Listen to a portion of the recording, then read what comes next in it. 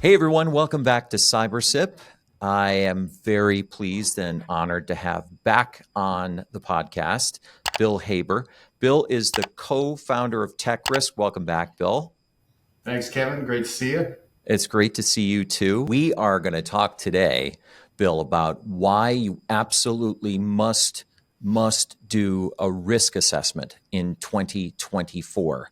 I think a lot of our friends out there running businesses, especially small ones, get the cart before the horse. They want to talk about the security controls like multi-factor authentication, smart passwords, encryption, before they've actually taken a hard look at their computer systems to see what they have and what they need to protect. So let's put the horse before the cart, and let me ask you first, what is a risk assessment? Sure, fair question, and that's probably a great place to start. A risk assessment is simply the process of identifying hazards that could negatively impact an organization's ability to do business. They should be exercises that are designed to be extremely helpful in the identification of very specific business risks. And when done properly, they should prompt leaders to adopt new measures or processes or even controls that reduce the impact of those risks. And, we focus on cyber risk assessments. So they look more specifically at how a business uses technology, and things like who has access, how do they handle data and exchange it, how do they protect themselves from cyber risks, and how do they plan to operate going forward. And there's a lot of ways to do them internally, performed by external parties, but they should always be kind of conducted by qualified individuals who have strong knowledge, good judgment, and something we talk a lot about, which is pragmatism, something that's sensible and realistic. You don't do a 3-day, $15,000 risk assessment for a small company with a simple tech stack and just a handful of people. So it should match the company. It should be pragmatic, come from qualified individuals, and be extremely helpful to the organization. There's a lot of stuff there I want to circle back to, Bill, but one point that I think is worth mentioning is that as an organization, you can conduct a risk assessment on your entire computer system, or you can focus on a particular system, like your mailbox, your Outlook system, for example. So you can calibrate your risk assessment to your budget, but you should absolutely do one. I shouldn't say that first, Bill. Let me ask you this. Is there any reason you can think of that an organization, even a small business, should not be conducting some form of risk assessment? No, I think risk assessments are extraordinarily helpful, and too few businesses do them. I will tell you something that we've seen this year that's probably important to share, and that is what a risk assessment is not. And Great. one thing it's not is a simple external scan. Some companies that do these, they basically display the electronically observable data about how your domain is configured or errors in your settings, and they're beginning to call those things cyber risk assessments. That's not exactly a cyber risk assessment, that should only really be used as a term for assessments in very mature technology environments where all the machine controlled devices are connected and data is at folks' disposal. But for most companies, a scan is not an assessment, but having a good professional perform that is absolutely critical, and it's becoming more important every day. Thank you for that, Bill. I think that's a great point. And I think I will add to that by saying that simply having a series of security controls in place, like MFA, smart passwords, endpoint encryption, you name it, we become dangerous knowing these various security controls, but simply having those in place is not a risk assessment either. So if we're trying to tell our audience how a risk assessment works, Can you, at a high level, walk us through how this happens? And let me start off by asking, is this something that can be done in-house, or is it something that should be done using a trusted outside vendor with experience in these? I think I'm probably giving away the answer, but is it something that can be done in-house, or is it a more elaborate process than that? Well, it depends on why you're performing it and what type of organization you are. Um, I was going to kind of talk a little bit about why they're necessary and why most businesses need one, more specifically. Let's do it. Yeah. Cyber risk assessments are increasingly necessary just to do business. You're seeing that board level and business executives are now expected to have visibility of all business risks, and they haven't always looked at the technology risks. But, if a breach were to take place, and I think businesses need to start looking at when they will happen rather than if. And so when they happen, that can impact liabilities, reputation, even things like valuations of companies. And so they don't always have the people, particularly in smaller companies they invest in. They don't always have the talent, the time, or even the objectivity to perform these reliably. Businesses have always been assessed on things like their credit profile, with things like Dun& and Bradstreet reports, or assessed on their reputation, their propensity to pay their bills, things like that. Now they're being asked by insurers and other trusted advisors like lawyers and accountants, even by companies that they're doing business with, their trading partners, and regulators from all ends of the globe, from other countries, from different states, from the SEC and Commerce Department, even municipalities like the New York Department of Financial Services, to conduct these periodically, have them done, file that they've completed them, and show that they're following recommendations. So there's kind of this new converging compliance thing happening, and fines are starting to reach the millions, and they're being issued and publicized. So it's a whole new area of business risk. And when you ask the question about in-house versus outside, I would say this, Kevin, that if you're an organization with a really mature technology stack and a lot of internal resources, perhaps you have a chief information security officer and an internal mature cybersecurity team, those people are well trained and often regularly conduct cyber risk assessments internally. They participate also in external audits from SOC 2 and beyond. They implement means to benchmark and measure improvements on an ongoing basis. But we find most of our work is with small and medium-sized businesses. Think of companies with 200 employees or fewer, they find that they often don't have those CISOs, they don't have a cybersecurity team, and that third parties give them impartial, pragmatic, and affordable ways to do this, hopefully tailored to their business. We do different risk assessments for like healthcare organizations than the standard ones we do for different types of businesses. So, we focus on making them more affordable and pragmatic for the small, medium-sized businesses. And just thinking, building on that, Bill, is the point I touched on earlier. I want to get your reaction to it. Ideally, we'd like to see an organization conduct a risk assessment of their entire system. But if you're a small organization, you don't necessarily have to do that. If there are budget constraints, then can you focus on certain aspects of your system, like email, or maybe the storage of PHI, if you're a healthcare service provider? Have you seen that? And would you recommend that an organization conduct a risk assessment, even if it's only a partial one? So I would never advise a company not to conduct one in any part of their business. I do think it's important to find vendors who can give you a holistic cyber risk assessment that is simple and focused on the core issues that they need to look at. I mean, we have a version of our cyber risk assessment that takes a half an hour to assess the organization, and is extremely affordable. And you should look for vendors who offer that. Not everybody who performs these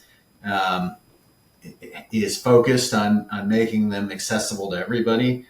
Some of them, we oftentimes joke that they'll produce a mountain of paperwork that nobody's going to read, and it becomes completely unactionable. So the key is, to create a powerful, useful cyber risk assessment. You got to look at what matches the organization, and we try and do that. So let's dive a little bit deeper into what a risk assessment looks like for our audience. And let me first ask you about that 30-minute assessment that you mentioned a minute or two ago, and then maybe we can expand on that and talk about what the more elaborate risk assessment looks like. So first, what does the 30-minute risk assessment look like, and how can that help? Sure. Well, what we like to do is we like to meet face to face over Zoom or other technologies to, have a discussion with clients, and, make it a relaxed process where they don't necessarily feel like it's a test or quiz, because that's not what it's supposed to be. But we like to walk them through a few topics and make sure they understand what's being asked of them. Sometimes self-assessments or online assessments can produce poor responses or unuseful data because people don't understand what's being asked of them, or they might have a misunderstanding or an overstatement of fact, and that's all bad. So we like to speak face-to-face with people, and when we conduct a half an hour assessment, we want to identify both in their industry and in their organization where risk exists, how well it's being mitigated, if there's any risk that we see that isn't being mitigated, and make actionable, pragmatic recommendations. What do we mean by that?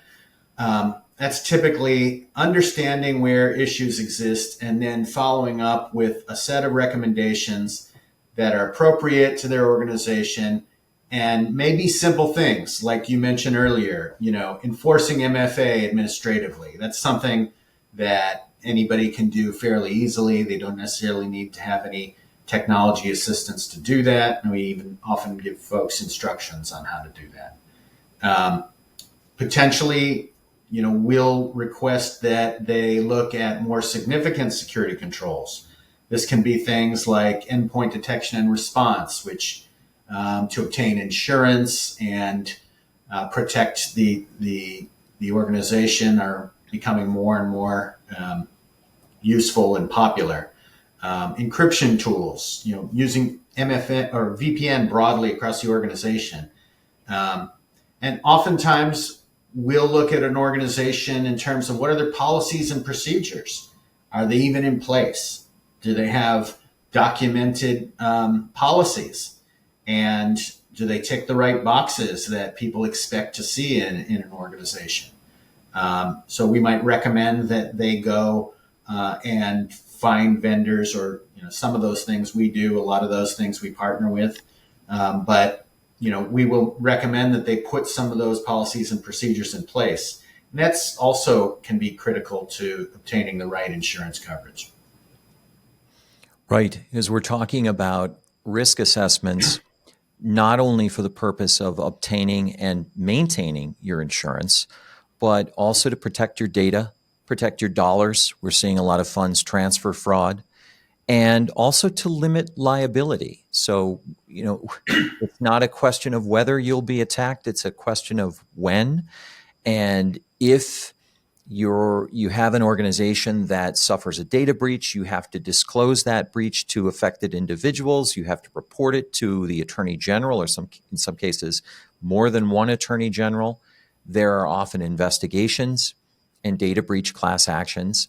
And by conducting a prudent risk assessment ahead of time and putting those controls in place that you're talking about, you can limit liability because you can explain in response to these investigations and court proceedings that essentially that you acted reasonably and you complied with the appropriate security controls, right?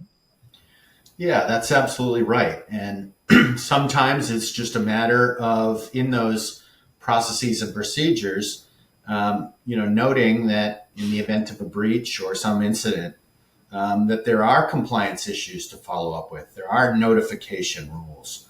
I think you've seen headlines recently, Kevin, where folks have otherwise mature technology teams and cybersecurity staff who sometimes blow those things off and focus on mitigating the risk, recovery, and years later they end up getting fined, sometimes millions of dollars by every state because they failed to follow all the procedures that are expected. And so it's important to have plans documented that folks can follow. When there's a breach, everyone's hair is on fire and everyone's just focused on, what's the most urgent thing. But you really have to do a thorough job because there's a whole level of risk on the back end if you don't. So before we talk about the more elaborate risk assessment, it just occurred to me that we may not all be on the same page. I mean, I think you and I are, but everyone watching or listening right now might be thinking, okay, we're talking about a risk assessment. What's the risk? Give me an example of a risk that we have to assess.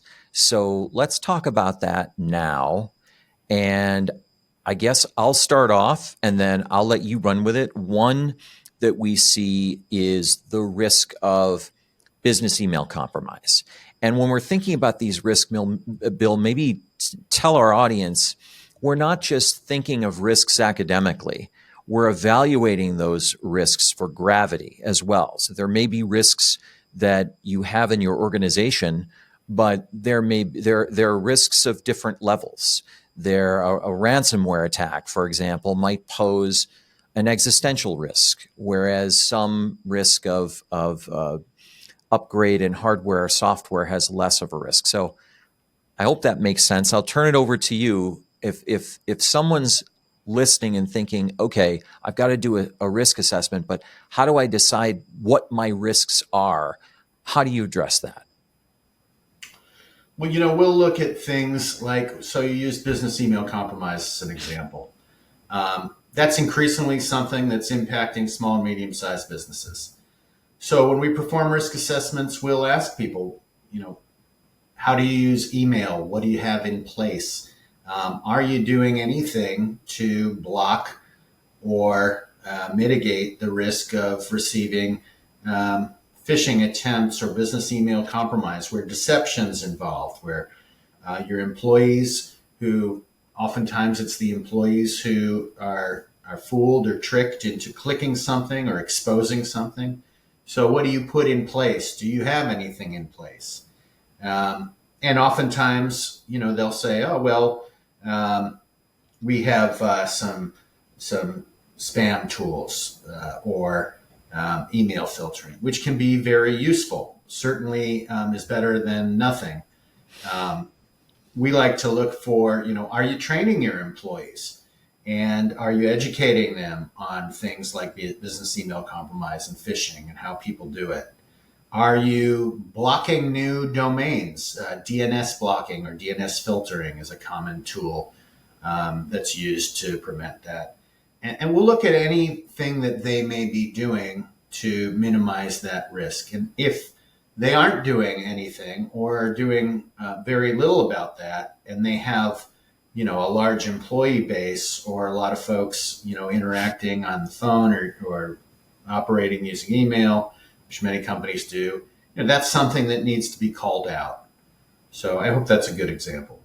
No, it is. It's helpful. So, Bill, for organizations who we talked about the 30-minute risk assessment, it's sort of almost like a SWOT assessment that you do at TEKRiSQ. Could you contrast that for a moment with a more detailed risk assessment that other businesses with perhaps more time, more resources might consider? What does the more detailed risk assessment look like? How long does it take? What resources are necessary both in the organization and outside to complete that assessment?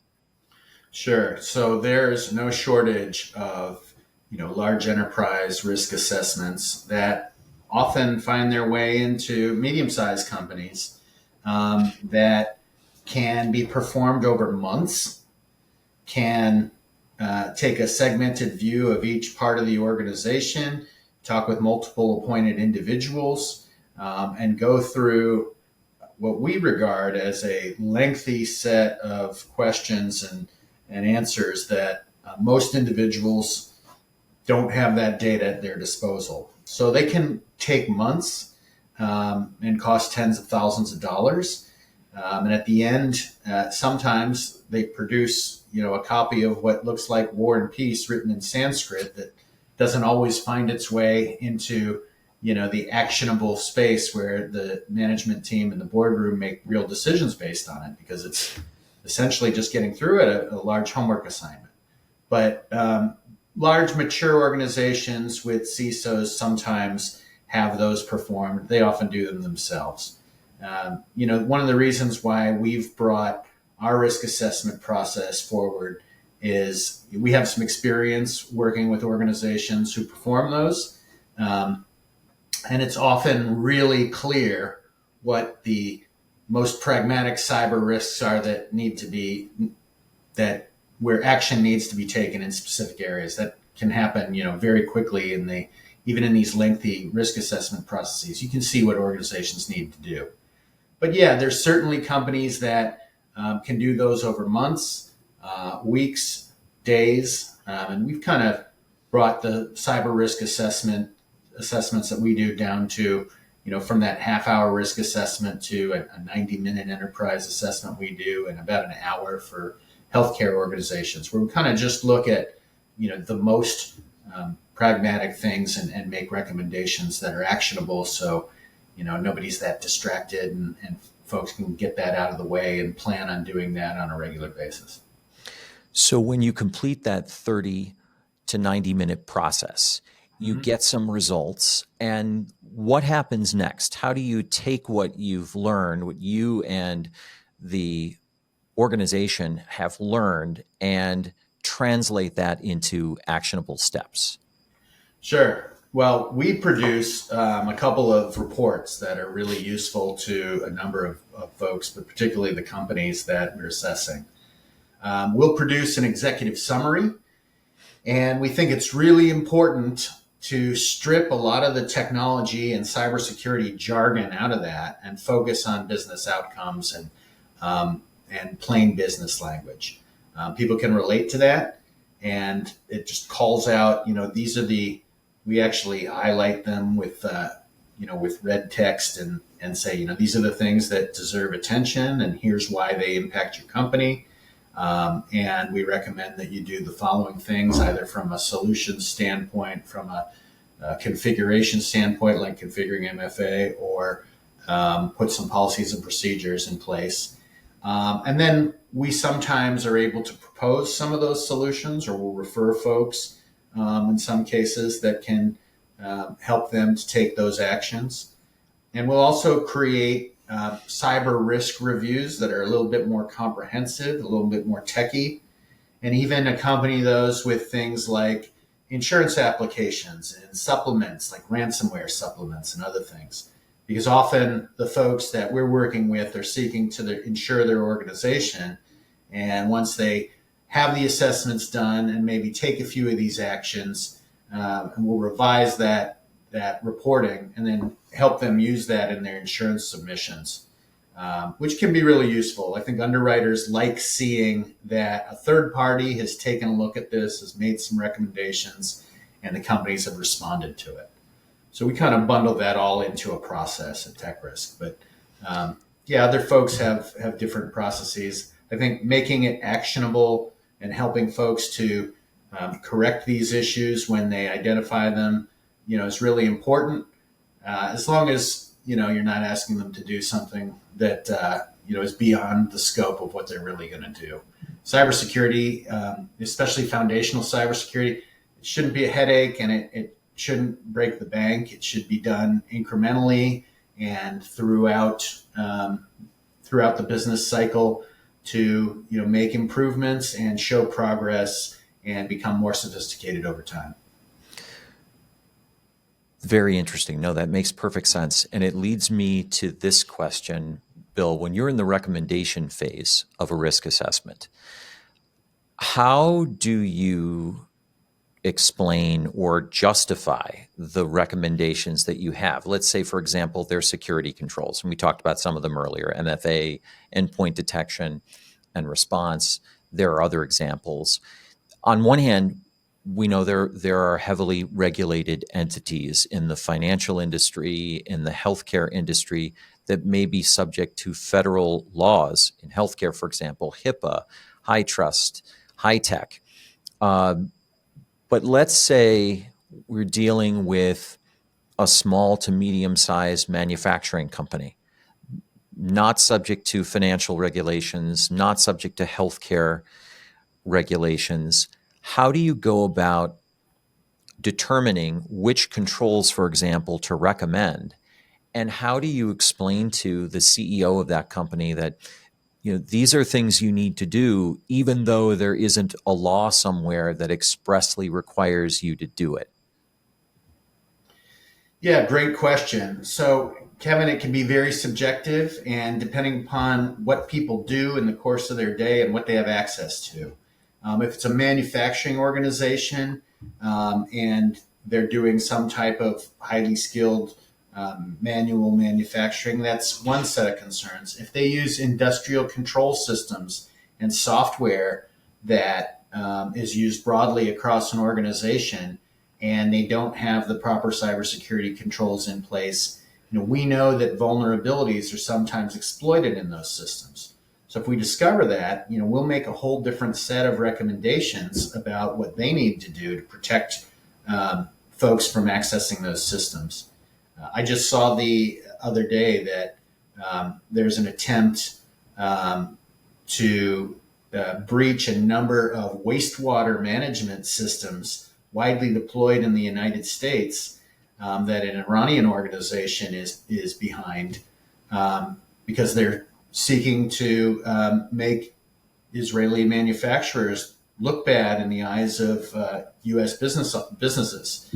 So that's a particular instance where a nation state hack comes down to medium-sized businesses, and wastewater facilities all across the country are having to worry about this and make sure that they put the right controls in so that they can protect themselves. Yeah.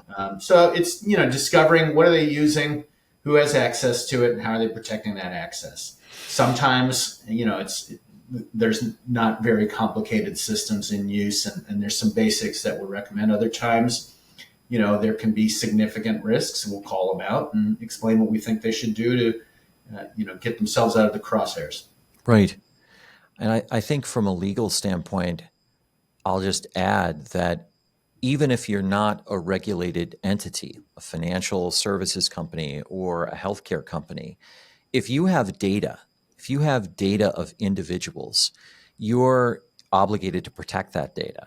And if you suffer a data breach and a threat actor is able to access or steal that data, you're going to be subject to the breach notification laws of every state in which you have an individual client or consumer. So whether you are required to follow some established regulatory scheme or not, this is a negligence standard, and you have an obligation to act reasonably. And I think increasingly we're going to see in 2024, if an organization hasn't done a risk assessment, they suffer a breach, and an investigation or a lawsuit reveals that the security controls were inadequate, you're going to be liable for fines and penalties. You're going to be liable for judgments and settlements. And if you have cyber insurance, you may find it very difficult to keep it. So there are a lot of really good, strong reasons to start with a risk assessment and to go from there in setting up the security controls that you need to protect the data that is so critical to your business. Yeah, absolutely. And, along those lines, Kevin, some folks don't realize that regulators in Europe have policies where if you are providing services or some type of access to a user who may live in the United States but is a European Union citizen, you now have a compliance responsibility with GDPR. If you are selling products and services and you happen to sell them in New York or California or states who have some stringent new regulation, you're on the hook. So you've got to understand who you're doing business with and what that obligates you to do. And risk assessments help call that out. Right. And it's a team effort, right, Bill? You've got your inside IT or information security teams. You have perhaps outside forensic teams. And you also have your either in-house or outside counsel. So you have information security obligations, you have forensic investigations, and you have legal obligations. It all fits together. So I think that's a great point to end on. Bill, I want to thank you for coming in to talk about why you must do a risk assessment in 2024. I think this is so important. And I think what you do is so important. And I look forward to having you come back on. Look forward to seeing you and Dean later this year. Awesome. Thanks, Kevin. Happy to be on the show. And yeah, I agree with you. Anything we can do to help, people can find us at TEKRiSQ.com, TEKRiSQ.com. Appreciate it. All right. Well, thank you, Bill Haber. Really appreciate you joining us. And thanks to all of you for joining us for this latest episode of CyberSip. We're back soon with another episode. The CyberSip podcast is available on barclaydamon.com, YouTube, LinkedIn, Apple Podcasts, and Spotify. Like, follow, share, and continue to listen.